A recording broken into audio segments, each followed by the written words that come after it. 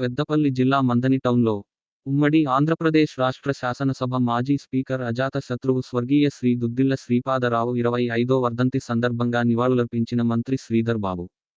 ఈ రోజు మంథని పట్టణంలోని శివకిరణ్ గార్డెన్స్లో స్వర్గీయ మాజీ స్పీకర్ దుద్దిళ్ల శ్రీపాదరావు 25వ వర్ధంతి సందర్భంగా శ్రీపాదరావు చిత్రపటానికి పూలమాల వేసి నివాళులర్పించిన తెలంగాణ రాష్ట్ర ఐటీ మరియు పరిశ్రమల మరియు శాసనసభ వ్యవహారాల మంత్రివర్యులు శ్రీ దుద్దిళ్ల శ్రీధర్ బాబు, పెద్దపల్లి పార్లమెంట్ పరిధి ఎమ్మెల్యేలు, పెద్దపల్లి కాంగ్రెస్ పార్టీ ఎంపీ అభ్యర్థి గడ్డం వంశీకృష్ణ పాల్గొన్నారు.